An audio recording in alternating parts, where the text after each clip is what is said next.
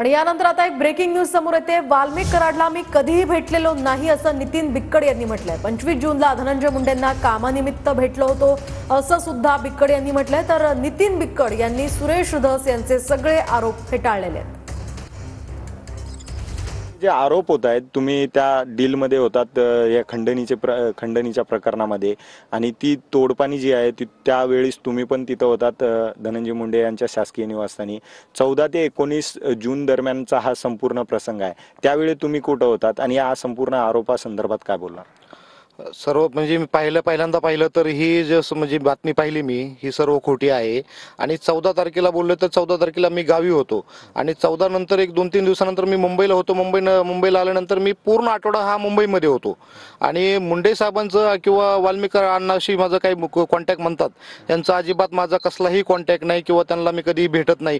मुंडे साहेबांना भेटतो, पण कधी भेटतो जेव्हा माझ्या पक्षात होते, पक्षाचे नेते होते, जेव्हा मी आमचा राष्ट्रवादी गट हा एकत्र होता त्यावेळेस। त्याच्यानंतर एक वेळेस मी 25 जूनला मी मुंडे साहेबांकडे गेलो होतो। माझं एक पर्सनल काम होतं त्यांच्याकडे, धाराशिवच्या सीओला फोन करायचा होता, त्या संदर्भात मी त्यांना भेटायला गेलो होतो। त्या संदर्भात भेटून माझ्याकडे व्हिडिओ पण आहे, तो व्हिडिओ पण तुम्ही वाटलं तर माध्यमातून दाखवू शकतो मी तुम्हाला। हा व्हिडिओ आहे, याच्यात आवाज पण स्पष्ट येतो, याच्यामध्ये क्लिअर कट।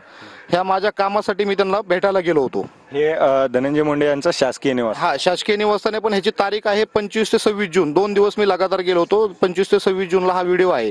धनंजय मुंडे आणि वाल्मिक कराड यांच्यासोबत तुमचा काय कॉन्टॅक्ट आहे? तुम्ही यांच्या त्या अगोदर तुम्ही कधी भेटले होते?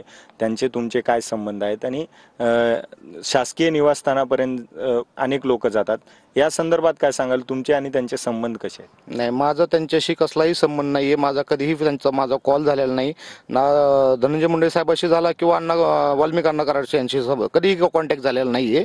मी स्वतःहून फक्त तिथली माहिती घेऊन, साहेब आहेत का नाही ते घेऊन, माहिती घेऊन मी तिथे गेलो होतो भेटायला, आणि भेटून माझं काम करून मी निघून आलेलो आहे। कॅमेरा पर्सन संतोष कदम सोबत अजय धनंजय, TV9 मराठी, मुंबई।